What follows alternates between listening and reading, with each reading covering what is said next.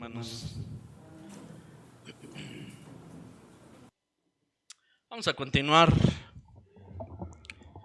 con este estudio del libro de Reyes y estamos viendo la vida de David. La semana pasada consideramos el reto, el desafío que está expresando Goliat, aquel hombre gigante, ¿verdad? Está retando a los escuadrones de Israel, lo está haciendo por 40 días. ¿Verdad? Estamos también considerando en dónde estaba David.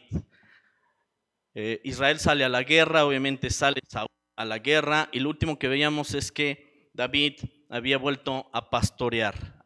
Había estado tocando el arpa, había estado tocando música para Saúl, pero llegó el tiempo de guerra, se va Saúl, ya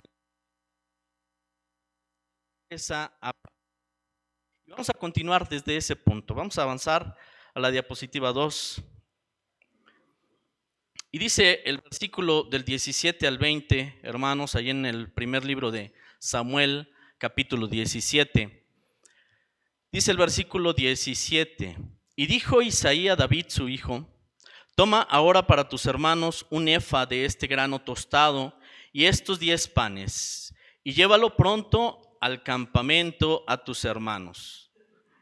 Y estos 10 quesos de leche los llevarás al jefe de los 1000, y mira si tus hermanos están buenos, y toma prendas de ellos. Y Saúl y ellos y todos los de Israel estaban en el valle de Elá, peleando contra los filisteos.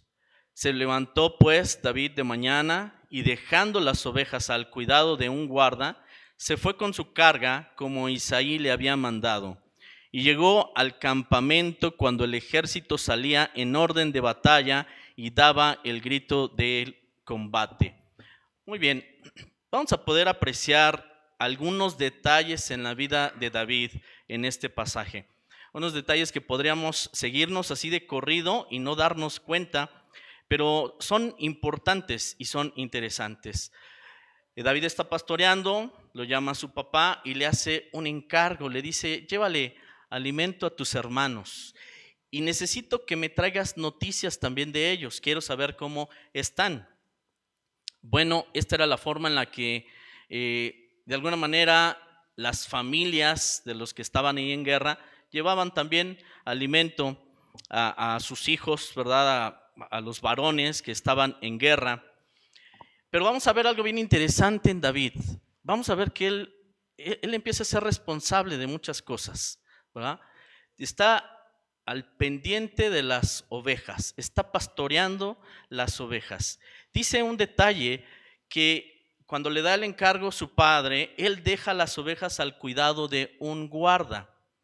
Esto, insisto, podríamos tomarlo así a la ligera y seguirnos de corrido, pero la verdad es que nos habla de un David, un adolescente, además, resaltemos eso, es un adolescente que tiene responsabilidades.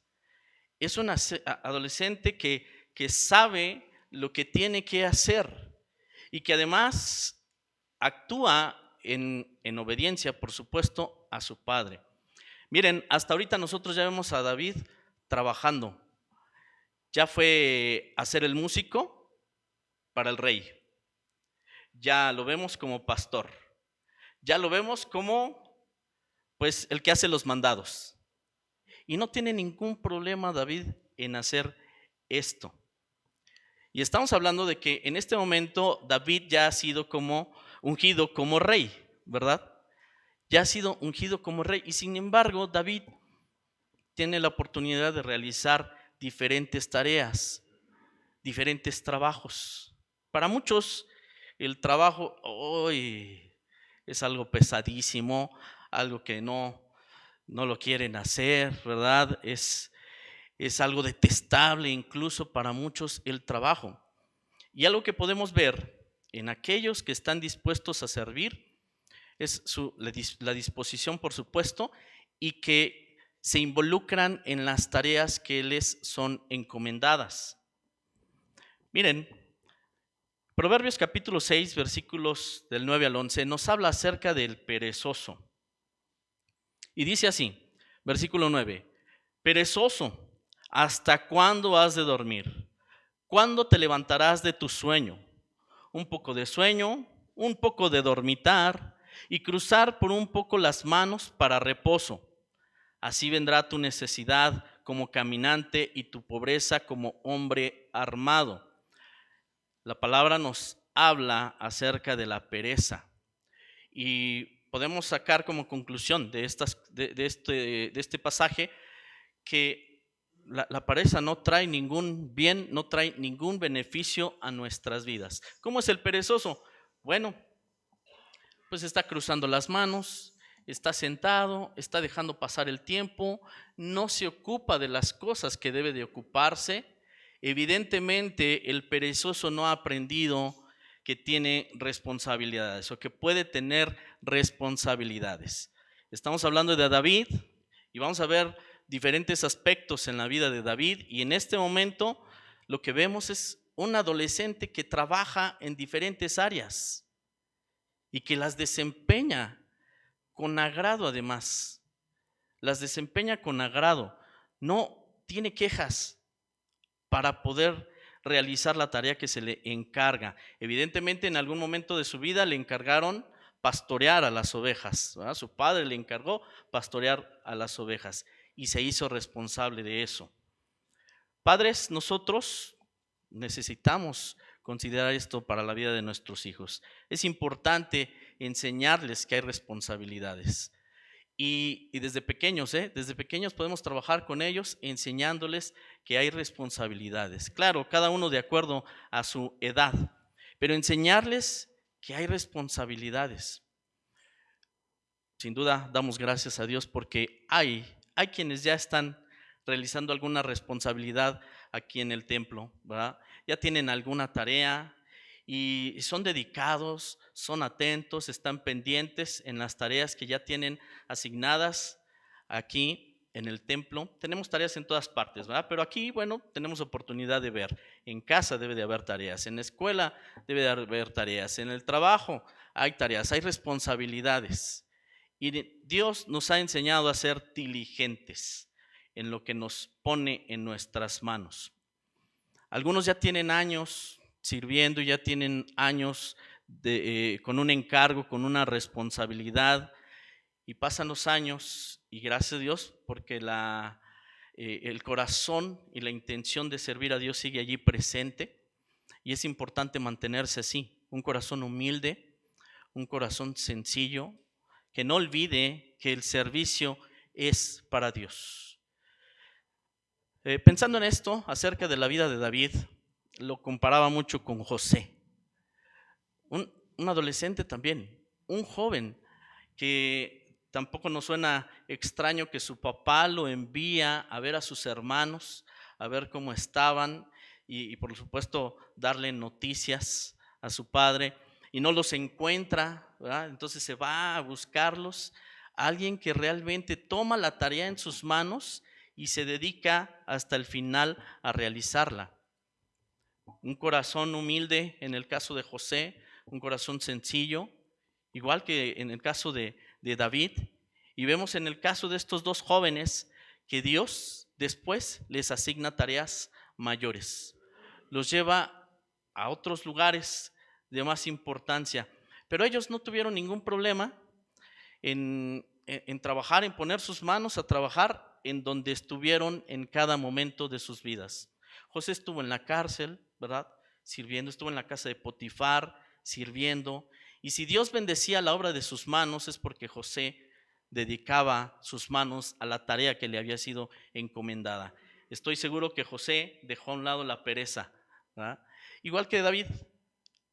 Y entonces un David, ahora regresando, un David que tiene la oportunidad de servir en todo. Y desde este momento Dios lo sigue preparando.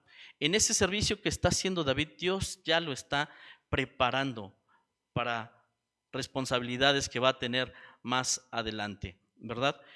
Bien, no es una regla, no es una regla que que si alguien es dedicado, es atento, ¿verdad?, hace bien las cosas, no es una regla que siempre será puesto en un lugar privilegiado, no es una regla. Sin embargo, no debe de cambiar la actitud en nuestro servicio para Dios. Muy bien, vamos a avanzar. Siguiente diapositiva. Versículo 23 nos dice: mientras él hablaba con ellos, ya vemos que David llegó y están ya preparándose para la batalla, se ponen en orden de batalla. Entonces dice el versículo 23, mientras él hablaba con ellos, he aquí que aquel paladín que se ponía en medio de los dos campamentos, que se llamaba Goliat, el filisteo de Gat, salió de entre las filas de los filisteos y habló las mismas palabras y las oyó David. Ya vimos las palabras y el reto que está haciendo este Goliat. Ya vimos que durante 40 días, ya lo vimos que en la mañana y después en la tarde otra vez, allí saliendo Goliat a retar a Israel. Pero en esta ocasión escucha David esto.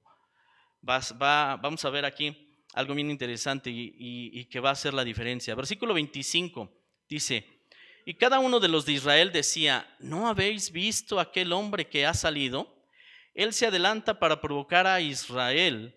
Al que le venciere, el rey le enriquecerá con grandes riquezas y le dará su hija y eximirá de tributos a la casa de su padre en Israel.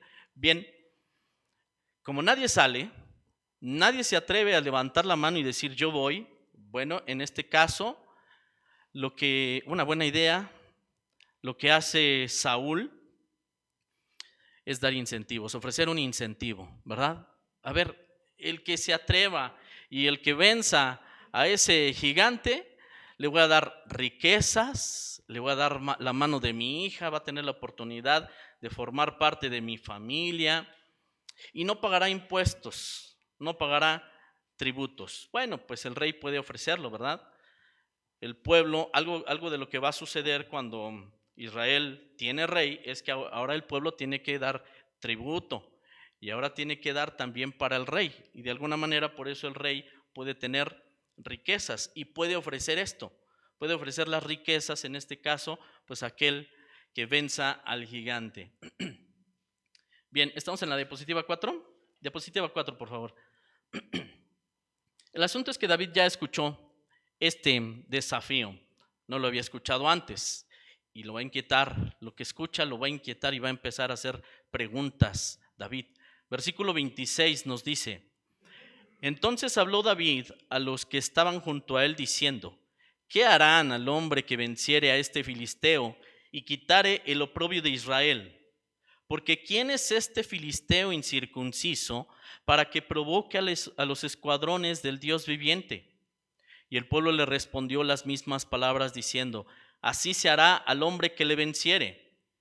Y oyéndole hablar Eliab, su hermano mayor, con aquellos hombres, se encendió en ira contra David y dijo, ¿para qué has descendido acá? ¿Y a quién has dejado aquellas pocas ovejas en el desierto? Yo conozco tu soberbia y la malicia de tu corazón, que para ver la batalla has venido. David respondió, ¿qué he hecho yo ahora? ¿No es esto mero hablar? Y apartándose de él hacia otros, preguntó de igual manera y le dio el pueblo la misma respuesta de antes. Miren, vamos a revisar este pasaje un poco detenidamente. Y quiero tomar la palabra que utilizó David, y quitare el oprobio de Israel. Utiliza la palabra oprobio, David. Pregunta, ¿qué harán al hombre que venciere a este filisteo y quitare el oprobio de Israel? Algo que no había visto el pueblo y que David sí lo puede expresar. Esto es un oprobio. ¿Qué es oprobio? Bueno, el oprobio es una deshonra o una vergüenza pública. Deshonra o vergüenza pública. Y David considera que esto que está pasando, que el gigante se levanta y está retando a todos los escuadrones de Israel y nadie se atreve, esto es una vergüenza y pública. Y por supuesto que algo que vamos a considerar es que le pesa a David. le pesa a David. Y después expresa otra pregunta que también es por demás interesante considerar. Dice, ¿quién es este filisteo incircunciso? No sé si lo pueden notar, hermanos. Hay un aire de autoridad en las palabras que está expresando David.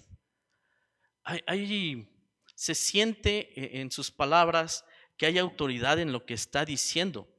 Y si es así, ¿de dónde viene esa autoridad y qué es lo que está diciendo? A simple vista esto puede parecer una ofensa, ¿no lo creen? Este filisteo incircunciso. La palabra incircunciso, así en el tono en el que me lo imagino, ¿verdad? Yo, a David hablando, pudiera parecer una ofensa lo que está diciendo David. Pudiera parecer que hasta está hablando despectivamente o con desprecio acerca de este gigante. Pero vamos a ver un poco más. ¿Por qué resalta David este asunto de la circuncisión? Bueno, vamos a hacer un paréntesis. La circuncisión, hermanos, lo hemos estudiado en muchas ocasiones, recordamos, es la señal del pacto que Dios hizo con Abraham. Y no solamente con Abraham, sino con toda su descendencia. ¿Sí? Vamos a pasar a la diapositiva 5. Es el pacto que Dios hizo con Abraham. Ellos pueden decir, el pueblo de Israel puede decir, somos el pueblo con el que Dios hizo un pacto. Ellos no, los filisteos no. La prueba de eso es la señal de la circuncisión. Que nosotros somos el pueblo de Dios, ellos no. Cuando le dice incircunciso, necesitamos considerar este contexto. Génesis capítulo 17, versículos 7 al 11 dice el Señor hablando con Abraham: y estableceré mi pacto entre mí y ti y tu descendencia después de ti, en sus generaciones, por pacto perpetuo, para ser tu Dios y el de tu descendencia después de ti. Y te daré a ti y a tu descendencia después de ti la tierra en que moras, toda la tierra de Canaán en heredad perpetua, y seré el Dios de ellos. Fíjense lo que está diciendo aquí. El Señor está haciendo un pacto, le está diciendo: yo te voy a dar esta tierra. Y no solamente te voy a dar la tierra, voy a ser tu Dios y voy a ser el Dios de tus descendientes, de tus hijos. Voy a ser tu Dios. No es cualquier cosa lo que está diciendo Dios. Lo que está comprometiendo Dios en ese momento con Abraham: te voy a dar esta tierra y voy a ser tu Dios y el de tus descendientes. Pero esto es un pacto, tú tienes que cumplir con algo. Versículo 9. De nuevo dijo de nuevo Dios a Abraham: en cuanto a ti, guardarás mi pacto, tú y tu descendencia después de ti, por sus generaciones. Este es mi pacto que guardaréis entre mí y vosotros, y tu descendencia después de ti. Será circuncidado todo varón de entre vosotros. Circuncidaréis pues la carne de vuestro prepucio, y será por señal del pacto entre mí y vosotros. Ustedes van a cumplir con algo. Van a circuncidarse la carne de su prepucio. Tú, todos los de tu casa, tus descendientes. Hay que ver ese capítulo más detalladamente, hermanos, capítulo 17. Y veremos que está hablando precisamente de esto en todo el capítulo el Señor. El asunto es que Dios se compromete a algo: darles esta tierra y ser el Dios de ellos. Y ellos lo que tienen que hacer es circuncidarse.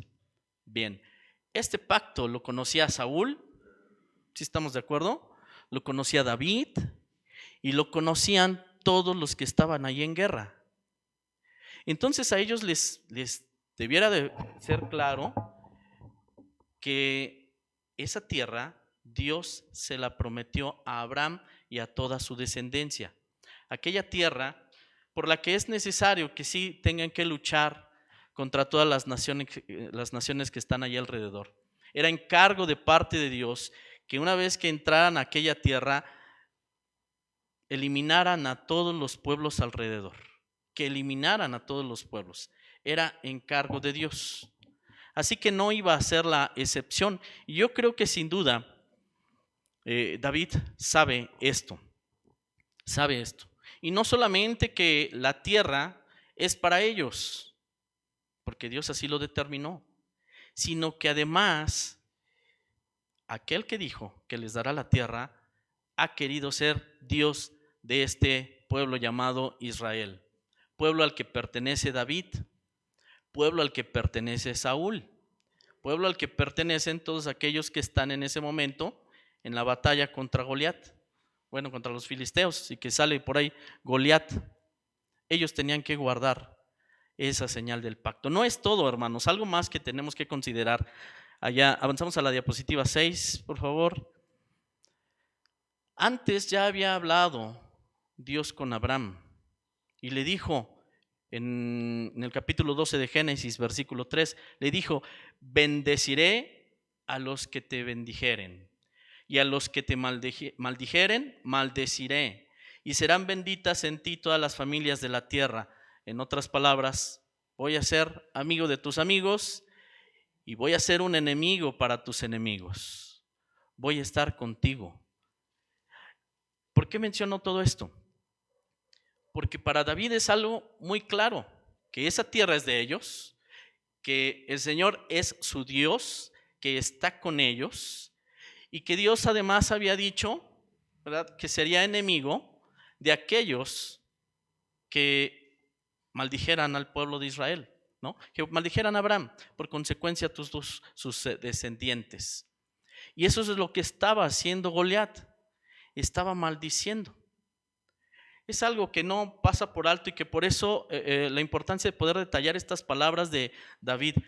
No es que quisiera estarle haciendo una ofensa a Goliat, sino que simplemente David sabe quién es, David sabe cómo se llama, David sabe dónde está parado y sabe precisamente también quién es Goliat y los filisteos. A los ojos de David, ¿verdad?, decía el pastor Miguel, bueno, ellos pues no veían como Dios. David sí estaba mirando como Dios. Y David podía ver todas estas cosas. Para David, la verdad es que el que tenía mucho que perder era Goliat. Y vamos a ver aún unas palabras más que expresan. No creo que nos dé tiempo de verlo eso hoy. Será la próxima semana. Pero en este momento, cuando él dice: ¿quién es este filisteo incircunciso? Insisto en esto. ¿Sabe David lo que está diciendo y por qué utiliza esta palabra, incircunciso? Escuchando esto, yo creo que el pueblo de Israel tiene muchas cosas en qué pensar. Escuchando las palabras de David, el pueblo de Israel, en ese momento de la historia, a todos los que están allí, o por lo menos los que escucharon a David, tienen mucho en qué pensar. Y yo creo que por eso llevaron a David con Saúl, ¿no? Oye, ¿qué crees que hay un jovencito por aquí que anda diciendo algunas cosas? Y yo creo que por eso lo llevaron, ¿verdad? Tiene mucho que pensar al escuchar las palabras de David. Vamos a avanzar. Siguiente diapositiva.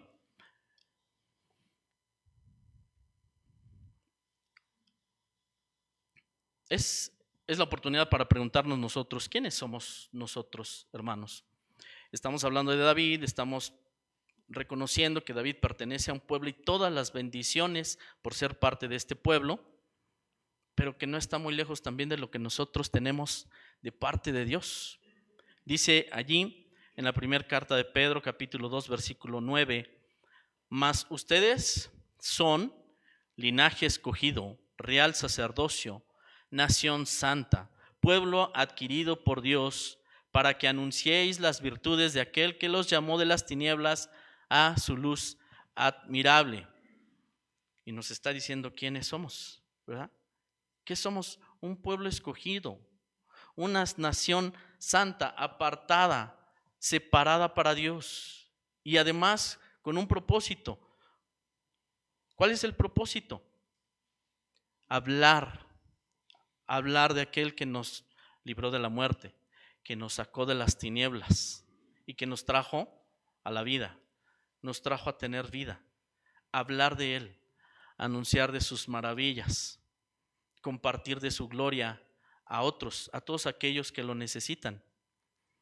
Y necesitamos nosotros saber estas cosas. No nos vaya a pasar como el pueblo de Israel, que se ha olvidado durante 40 días ahí retando los Goliat, y se han olvidado de quiénes son ellos. Se han olvidado de que tienen un Dios y se han olvidado de las promesas de ese Dios. El asunto es que es bien común, hermanos, que olvidemos. Es bien fácil que olvidemos. Es bien fácil que olvidemos. Dios hace una maravilla en nuestra vida y pasan los años y llegamos a olvidar. Llegamos nuevamente a tener temores como si recién hubiéramos conocido a Dios.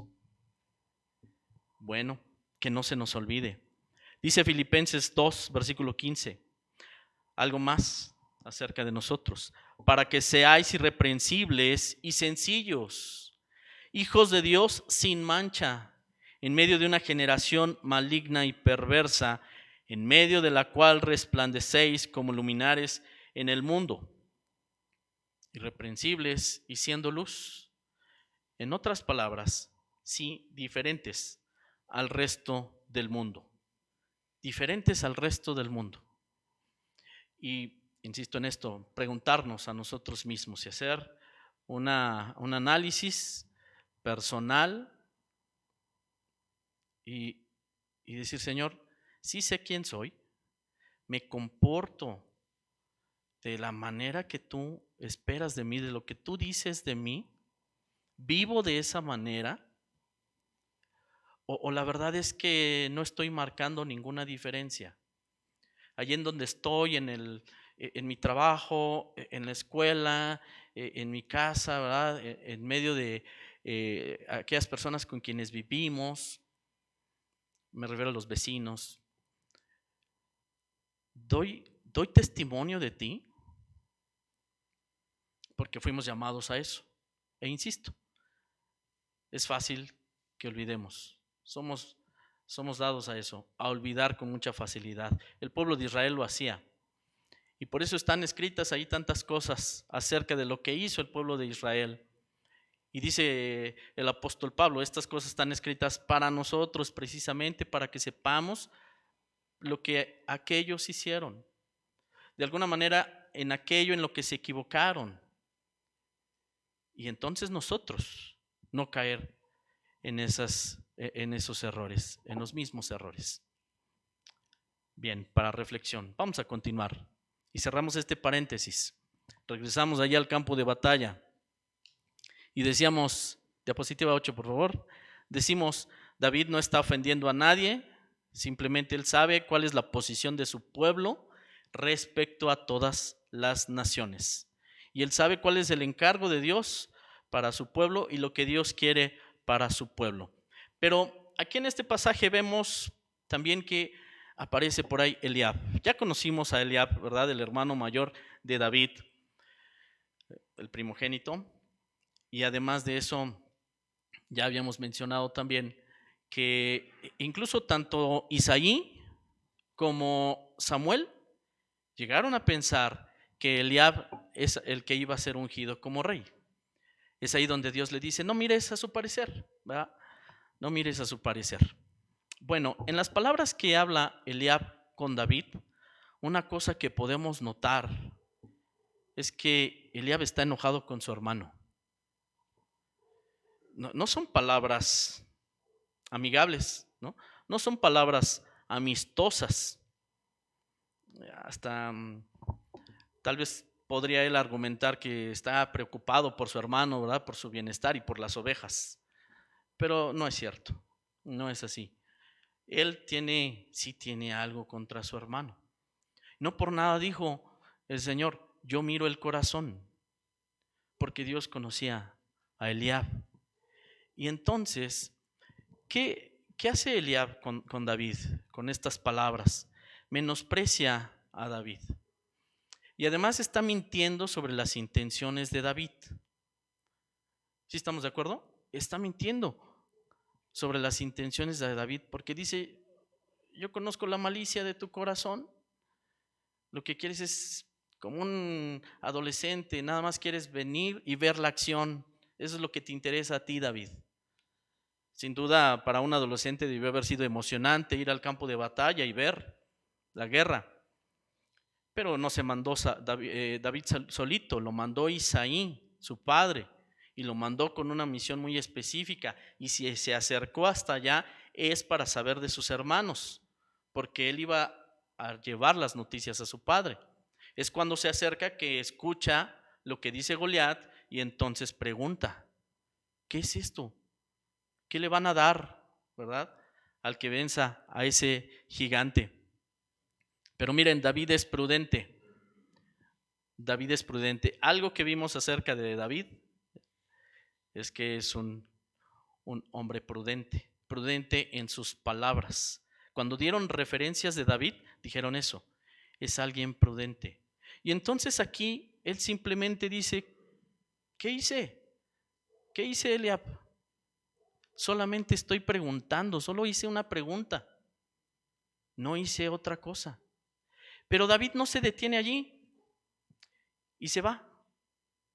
No pierde el tiempo discutiendo con su hermano. Estas cosas seguramente ya habían pasado.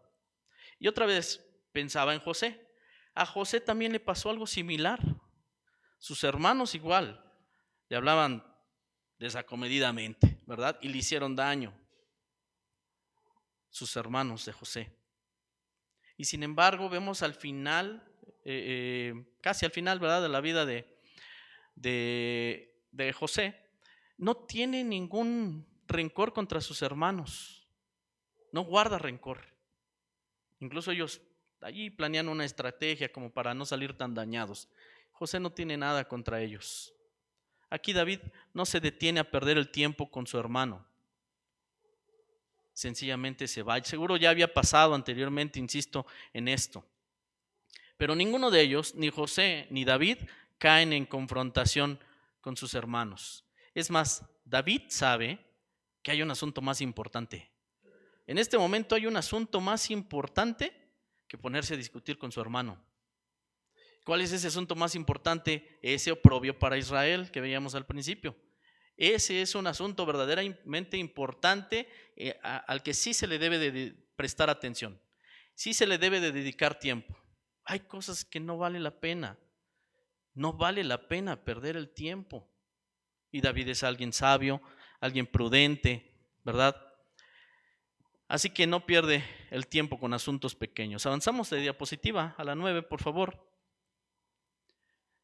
Y solamente recordar esto que ya vimos ahí en el capítulo 16, versículo 18 de este libro de Samuel. Y dice, cuando hablan de David, dice, he visto a un hijo de Isaí de Belén que sabe tocar y es valiente y vigoroso y hombre de guerra, prudente en sus palabras y hermoso. Y el Señor está con él. Prudente en sus palabras. ¿Cómo es una persona prudente? Una persona prudente es una persona que piensa acerca de los riesgos posibles que conllevan ciertos acontecimientos, actividades, acciones, palabras, decisiones. Un hombre prudente sabe esto, piensa en esto. Antes de hablar o antes de decidir, antes de X, ¿verdad?, acción que vaya a realizar, él piensa en cuáles son los posibles riesgos y adecúa o modifica la conducta para no recibir o producir perjuicios innecesarios. Ve el posible mal que se puede presentar y entonces se detiene si sabe que no hay razón y no vale la pena. ¿Para qué perjudicar innecesariamente a sí mismo o a otros, ¿verdad? El martes estaban hablando de esto, hablaban de los mansos, y algo que me llamó la atención y compartía a nuestro hermano es que tenemos la impresión de que los mansos son débiles, pero no es así. En realidad, para ser manso hay que ser muy fuerte, hay que ser fuerte, porque el que es manso tiene dominio propio. Y entonces lo comparo también con el que es prudente, manso, tienen dominio propio. Y entonces saben si puede haber consecuencias equivocadas, por supuesto, y se detienen.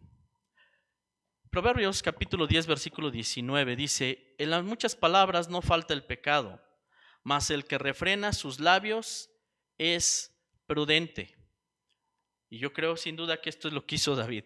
Refrenó sus labios de entrar ahí en un conflicto con su hermano. Hay un asunto más importante que atender, ¿verdad? Hay algo más importante. Dice también Proverbios 14:8: la ciencia del prudente está en entender su camino. Y yo creo que algo que entendía David es precisamente o la batalla, el reto que está haciendo Goliat, o esta discusión con mi hermano. ¿Qué hago? Bueno, alguien que es prudente puede entender su camino, puede entender, ¿verdad?, la situación, la circunstancia que está por delante, y entonces puede actuar o detenerse, ¿verdad? Puede actuar o detenerse según su prudencia. Muy bien, hay mucho más que hablar. Lo vamos a dejar hoy hasta aquí. No llegamos hasta donde yo pensé que íbamos a llegar a ver la batalla, porque era necesario considerar estas cosas. Pero hermanos, llevémonos eso. Es importante saber quiénes somos nosotros, saber qué ha hecho Dios en nosotros, saber qué espera Dios de nosotros, y entonces conducirnos de acuerdo a eso. Es posible que hayamos cometido muchos errores en nuestro diario caminar, pero si Dios nos habla y Dios nos enseña y reconocemos que hemos cometido errores, lo que debemos hacer es corregir el camino, enderezar, actuar, decidir de acuerdo a lo que vamos aprendiendo de parte de Dios. Hay mucho más todavía por aprender, pero en cada cosa que hagamos, en cada cosa que decidamos, como lo vamos a seguir viendo con David, pensemos en esto: que la gloria siempre es para Dios. La gloria siempre es para Dios. David va a expresar: yo he hecho hazañas, pero ha sido siempre Dios. La próxima semana vamos a verlo. Dejo el lugar al pastor Armando.